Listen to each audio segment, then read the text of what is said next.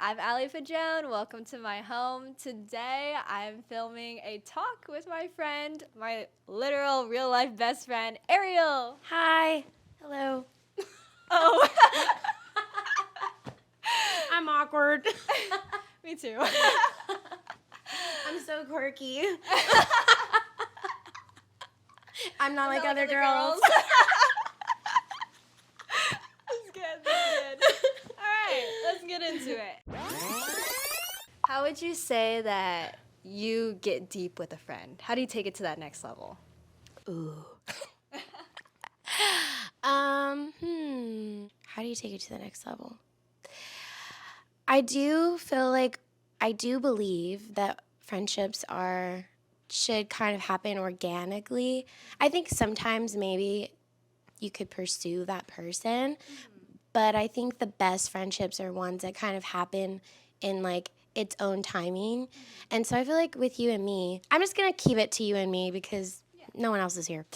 Like with you and me, we got close really fast, but we also knew each other for a long time before that, where it was like we were getting slowly closer, and then we just got really close. So Just the timing, time really does. I feel like time is important. Life happens in time, and you experience life together. I think that brought us really close too. Like you experienced hardships and like going through an engagement and marriage, and I was there with you with that. And like I went through stuff myself, and you were there for me with that. So just going through life together, I feel like builds a lot of a deeper, and then talking about how you feel about those things. Yes. So yeah. Being emotionally vulnerable. Emotionally vulnerable, yes. Because I think you could be transparent in all of your friendships, but vulnerability is different. Could you define those two for us? Okay. Let's see. This isn't like textbook definition or anything. This is just how I perceive it. But I think transparency is just like being honest about what you're going through. Like when you're talking to someone and you're like, oh yeah, like I've been going through this, that, or the other. And to me, vulnerability is those moments when you're literally weak in that moment and you're bearing your heart to your friend. You know, like I've gone to Ally crying, because I'm like, this is happening, and like, I don't know what to do, like that's vulnerable, showing those weaker sides rather than just like, once that moment has passed, you're telling your friend, oh yeah, I went through this a couple weeks ago, but I'm fine now. That's transparent, but it's not really letting your friend see you in that weak moment where things that the rest of the world doesn't get to see. Yeah. That's my opinion. That's good.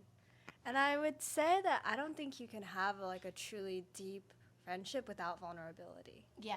Like, I think so too. A certain level of depth, you need to have vulnerability, I would say. Yeah.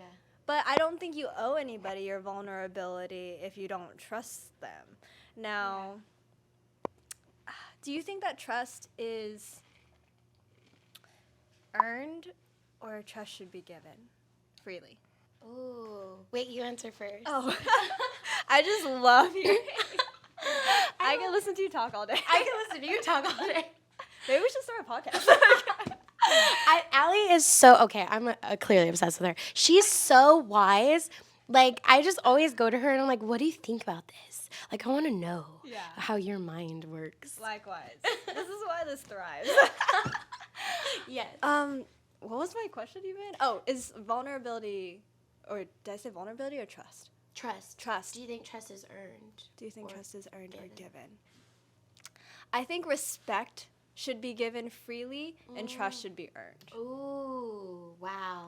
I could not have said it better. Thank you. Yeah. Thank you. Yeah, I think that giving respect freely is also a measure of humility. Something I've been thinking about recently. I'm reading a book by Larry Osborne. It's called Thriving in Babylon or something like that. It's really good. And he was talking about what humility truly is, and it's seeing another person as important, regardless of whether or not they seem to deserve importance or worth. They are, because they are made in the image of God. So it's treating them like they are made in the image of God, essentially, and they are important. And I really like that definition of humility, because I've heard things like humility is not thinking of yourself, it's not thinking less of yourself, but thinking of yourself less. And that's cool, but it didn't really hit the nail on the head for me, because it still seems self-focused, and humility is really others-focused. And so I think to show respect to other people and see them as important and have that humility in relationship with anybody, whether it's super superficial and you don't know them very well, or it's deep, like that should be always given, I think, to anybody. And yet when it comes to trust and like your heart, your emotions, like what is weighing on your soul, like those things, you don't owe that to anybody. I agree. Yeah. I love sorry, I'm phlegmy. I love the example that I've heard like many preachers use this example of like how our body is a temple of the Holy Spirit. And so by that, with the relationships in our life, we have an outer court and inner court, a holies and a holy of holies, and only God belongs in the holy of holies. That really, really personal place, only God has that position. And then we have people who have earned that right to be in our holies, which is like our really like our sacred place. And then we have friends who are going to be in our outer court and our inner court, you know, like so I think I like that. I always think of that when I think about people in my life. I'm like, where are they at? Yeah. That's good. You know? I really like that like mental image of my body's a temple, because I feel like people use that either as like a joke or like purity culture, like my body is a temple. Yeah. Oh Sort of gosh, thing. purity culture. Oh my God. That's another topic. We won't get into that today. Alrighty. Is it your turn to ask a question? Yeah, let me ask you. Okay. Ally, Yes. as a married woman, or you could go back to your single days or your engaged days, what's the worst relationship advice you've ever received? Because a lot of people have stuff to say. Yes. If you're in a relationship or thinking about getting into one, there's so many opinions. I don't know why. It's like, bro, Yeah. I am not you. So I think that leads into it is any type of advice that I've received where somebody automatically leads with, you should do blank, or like, you need to do blank, without knowing me, knowing my story, knowing the person I'm in relationship with, and you just want to automatically offer advice for what worked for you, all power to you. If it worked for you, that's amazing, but it may not work for me. And I feel like with relationship advice, dating advice specifically, Bible doesn't talk a lot about it, so there's so much that's up in the air, and there's so much freedom, I think, in being able to navigate it individually or personally to your own like path, and you don't really need to follow a rule book when it comes to relationships and dating. So flipping it, like, one of the best pieces of relationship advice is none. That's true. I know that sounds That's true. Yeah, but No, I agree with that. thank you. That's really whoa. Heavy revy. Heavy. Like, there's too many voices when it comes to speaking about relationships. So, Ariel, what type of old person do you want to be? Oh gosh. What type of old person? Well, what type of old person do you want to be? Well, because I don't understand I understand the question, but like starting off. Okay. I want to be, like, a lot of Koreans get perms when they're older, like when they hit menopause. They somehow all get perms. But I don't want a perm. I want to have, my hair is naturally straight, so I want to have my hair straight. I want it to be all gray, you know. Yeah. I'll probably dye it up until the point where it can be all gray, because I'm not sure if I love the, like, salt and pepper look.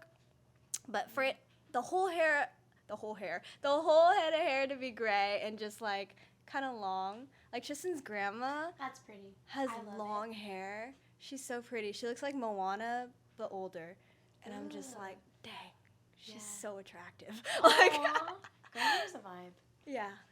So I want to have like my straight hair, but all gray and no perm, and I want to be like a type of old person where people are like, oh my gosh, like they're so cute, like that's such a cute old person, you know? And like, there's an old couple that lives with us, and they're just the cutest. They always go on walks together, and they don't speak English very well. They only speak Korean, but they speak like broken English to us, and then Tristan and I try to speak broken Korean back to them, and they're just so cute. Like, they never make us feel bad for not being able to talk to us. They're not standoffish. They're super friendly. They're always together with their little white dog and doing stuff.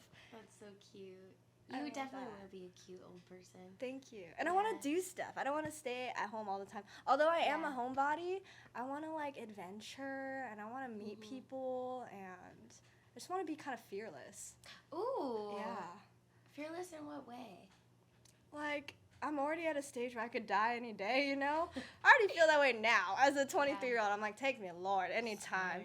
But but when I'm older, I'll really feel like, okay, God, anytime now, you can take me home. So I'll just live my life, like, like truly not afraid to end it at any moment. Yeah.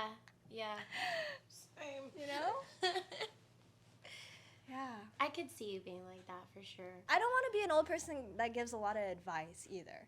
If people ask for it, like unsolicited advice. Yeah. If people ask for it, then I'll give it. But generally, I want to like listen to people and tell them like, don't worry, it's gonna be okay. A wise man listens. Yeah. While a fool speaks. Yeah. And I like never want to be mad. These are my aspirations. Yeah, like you don't want to be a grumpy old person. Yes. Yeah. And I don't want to be an old. Sorry, I've never thought about this. I don't want to be an old person that doesn't know how to navigate technology. Like I want to know how to navigate the new technology. Oh, and I would like to say I'd like to be that too, but I am a young person who doesn't know how to navigate technology. For sure. That is so funny. No, that makes sense. Yeah. Because I work in customer service, and there are a lot of elderly people that call in, and some of them just lead with, like, I'm old, I don't know how to email. And I'm just like, okay, dinosaur, Yeah. It's not because you're old, it's because you choose not to, you know? Yeah. Because it's like, you're not dumb. I mean, of course, there's factors like health or, like, other things. There's exceptions, of course. But as a general, I don't want to be the person that makes excuses for being able to do things because I'm old. Yeah. I agree with that. Yeah, I answered that very thoroughly. Here you go. I love it. Or if you don't want to go old person, then just like any time in your life in the future that you can see yourself like as like different than now. Like as a 40-year-old or as like a whatever age. Yeah. Well, more than being an old person, I think about being a mom. I think more than anything, I think about my future children. Like how I'm, like every time I learn a lesson or something or uncover things about, I had an amazing childhood, but nobody's perfect. So anytime I think of something that I experienced as a child or maybe I would do slightly different, I always take note of that. So I think more than being an old person, I think about being a mom. But I think I'd be a fun old person. I think I'd be funny. I think all the young kids would like me. Oh, yeah. But can I answer this as like what I think about being a mom? Yeah, totally. So I'm in therapy, and I think that therapy is amazing. And something that I actually was thinking about this week is, which I think for the most part my parents did a really good job of this, but I want to take it a step further and like really apply this, is I never want to be the kind of parent that tells my kid no because I said so. And thank you. I think about the reason why I say that is because I think about my relationship with God and how my relationship with my parents, although it was amazing, again, not perfect, and we're sinful beings. Like me having a flesh and being a sinful person, you can take someone's best intentions and twist them because of your own sin. And so I think about like how as a child, certain things that my parents did affects the way that I view God. And one thing that I want to demonstrate to my child is that I have their best interests at heart. And that everything that I do is out of love for them. And I know my parents did that for me, but I think about the parent who says no to their kid and just says, like, because I said so, I'm the parent, I'm the boss of you.